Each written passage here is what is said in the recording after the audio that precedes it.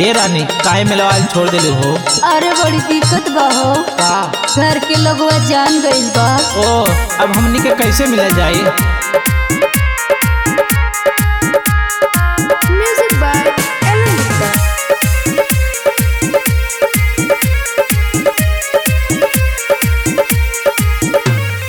आवत रहलू बांस के मेला छोड़ दी हलू। ए हो आवत रहलू बांस के मेला छोड़ दी हलू। काहे मेलावा तू आवल गोरी छोड़ दी हलू। काहे मेलावा तू आवल गोरी छोड़ दी हेलू।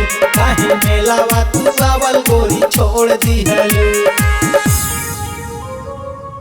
आउतराली मेला वाली देख ली है ले। एहो आउतराली मेला वाली देख ली है ले। हमरे मम्मी से जाके ऊ कह दी है ले। तोहरे मम्मी से जाके ऊ कह दी हेले। तोहरे मम्मी से जाके ऊ कह दी हेले। अरे बड़ा लतखोर बा होई। हाँ बड़ा लतखोर भाई।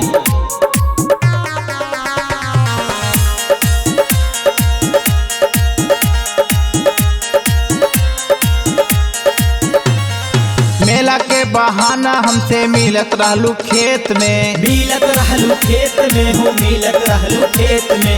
मिलत रहलू खेत में हो। मिलत रहलू खेत में। झलुआ झूलावत रहनी अपने ही गोद में। अपने ही गोद में हो। अपने ही गोद में। अपने ही गोद में हो। अपने ही गोद में। मेला के बहाना हमसे मिलत रहलू खेत में। झलुआ झूलावत रहनी अपने ही गोद में। राजघाट जंगल में मिलल छोड़ दी हलू। ए हो राजघाट जंगल में मिलल छोड़ दी हलू। काहे मेलावा तू आवल गोरी छोड़ दी हलू।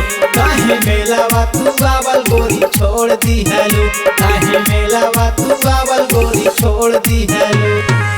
ए अब हमनी के मिलल कैसे होई? अरे ना हो कोनो बहाना करके जरूर मिले आए। कैसे? तू ना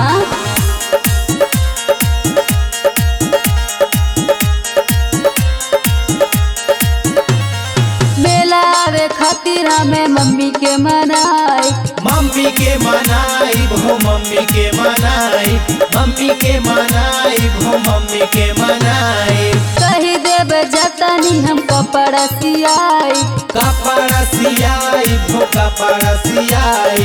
कपड़ा सियाई भो। कपड़ा सियाई। मेला आवे खातिर हमें मम्मी के मनाई। कही देव जतनी हम कपड़ा सियाई। कन्हैया प्रेमी हमके का दी हले। एहो कन्हैया प्रेमी हमके का दी हले। हमरे मम्मी से जाके ऊ कह दी हले।